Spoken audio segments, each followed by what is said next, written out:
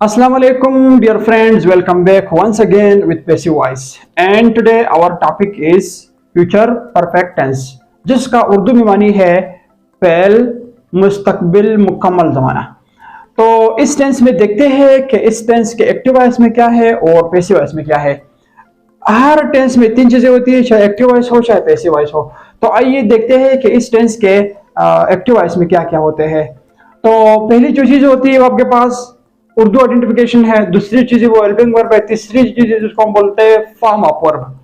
Form of verb. तो पहला जो उर्दू आइडेंटिफिकेशन इस टेंस का है वो चुका होगा, चुकी होगी, चुके होंगे वगैरह। और दूसरी जो चीज है आपके पास वो क्या है, वो हेल्पिंग वर्ब है। एक आपके पास विल हैव है और दूसरा जो है वो शेल हैव है।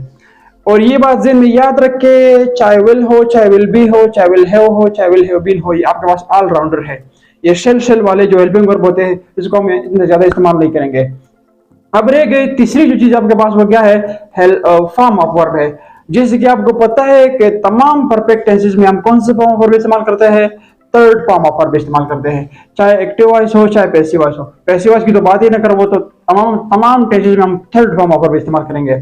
तो पहली चीज उर्दू आइडेंटिफिकेशन, दूसरी चीज हेल्पिंग वर्ब, तीसरी जो चीज है वो आपके पास क्या है, फॉर्म ऑफ वर्ब। और अब आते हैं पैसिव वॉइस की तरफ। पैसिव वॉइस में क्या है, सेम टू सेम डेफिनेशन है। देख ले, सेम टू सेम तो अभी बिल्कुल नहीं है लेकिन थोड़ा बहुत फर्क है। उस टेंस का जो उर्दू आइडेंटिफिकेशन था वो क्या था, वो चुका होगा, चुकी होगी, चुके होंगे। इस टेंस का क्या है, जा चुका होगा, जा चुकी होगी, जा चुके होंगे। सिर्फ जिम अलifजा का इजाफा हमने किया है। और अब आते हैं दूसरी चीज की तरफ। दूसरी जो चीज है वो फिर हेल्पिंग वर्ब है। यहां पर विल हैव था, यहां पर क्या होगा, विल हैव बीन है। क्या है, विल हैव बीन। ठीक है, चलो बहुत फर्क है। और तीसरी जो चीज है वो क्या है आपके पास, वो फॉर्म ऑफ वर्ब है। तमाम परफेक्ट टेंसेस में भी थर्ड फॉर्म इस्तेमाल होता है और तमाम पैसिव वॉइस में भी क्या है, third form of the verb. और थर्ड फॉर्म के आगे तो हम क्या लगाते हैं, बाय लगाते हैं। पहली चीज जा चुका होगा, जा चुकी होगी, जा चुकी होगी, उर्दू आइडेंटिफिकेशन है कि इस टेंस का उर्दू जुमला कैसे आएगा। मैं काम कर चुका हूंगा, काम मेरे जरिए से किया जाए, किया जा चुका होगा, या ठीक है मैं क्रिकेट खेल चुका हूंगा, क्रिकेट मेरे जरिए से खेला जा चुका होगा, जा चुकी होगी, दरख्त काटी जा चुकी होगी, वगैरह वगैरह। क्लियर। और तीसरी जो चीज है वो आपके पास कौन सा है, फॉर्म ऑफ वर्ब है। इस टेंस में बाकी टेंसों की तरह तमाम पैसिव वॉइस में जैसे कि थर्ड फॉर्म इस्तेमाल होते हैं, थर्ड फॉर्म के बाद हम डायरेक्ट क्या इस्तेमाल करेंगे, बाय का इस्तेमाल करेंगे। तो अब आते हैं एक जुमले की तरफ। अब आते हैं किस तरफ, एक जुमले की तरफ आते हैं। एक बार एक्टिव वॉइस में देखते हैं, उसके बाद फिर हम जाकर पैसिव वॉइस में उस जुमले को देख लेंगे। तो एक जुमला है, मिसाल के तौर पर, आई will have broken the chair. I will have broken the chair. मैं कुर्सी तोड़ चुका हूंगा, मैं कुर्सी तोड़ चुका हूंगा। मुस्तकबिल की बात हो रही है। अब इस जुमले को हम चेंज करेंगे पैसिव वॉइस में।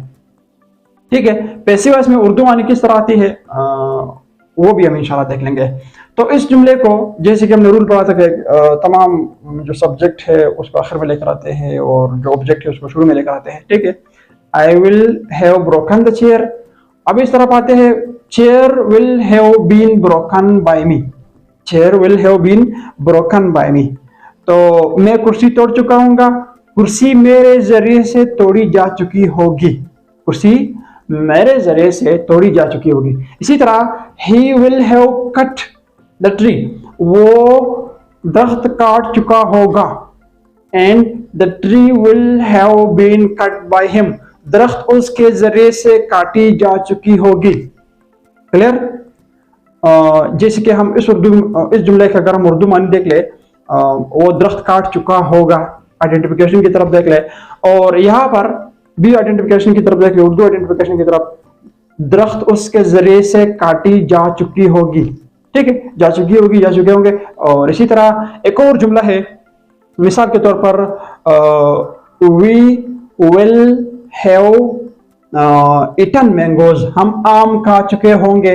इधर जब हम आते हैं, mangoes will have been eaten by us, eaten by us, आम हमारे जरिए से खाए जा चुके होंगे। ठीक है, उर्दू आइडेंटिफिकेशन तो दोनों का बिल्कुल सेम और फिट आता है। ये आपके पास था फ्यूचर परफेक्ट टेंस बहुत ही आसान टेंस है, बहुत ही सिंपल टेंस है। नेक्स्ट अगर इंशाल्लाह ज़िंदगी रही तो फिर हम पढ़ लेंगे प्रेजेंट कंटिन्यूस टेंस को और पास्ट कंटिन्यूस को। फिर हमारे साथ क्या हो गए, एक्टिव और पैसिव वॉइस खत्म। फिर इसमें जो एक्स्ट्रा चीज़ें हैं डायरेक्ट पैसिव वॉइस की तरफ हम देख लेंगे, मॉडल ऑक्सिलरी वर्ब को कैसे चेंज करेंगे, और इसी तरह जो है इंपेरेटिव सेंटेंसेस को किस तरह चेंज करेंगे, और भी जो इसमें नई नई चीज़ें हैं। तो बहुत आसान जुमले हम चेंज करते रहे थे। इंशाल्लाह फिर जो है हम जो नेक्स्ट नए नई चीज़ें हैं उसको फिर इंशाल्लाह हम डिस्कस कर लेंगे एक्टिव और पैसिव वॉइस में। फिर अगर ज़िंदगी रही में मिलेंगे इंशाल्लाह। अल्लाह हाफिज़।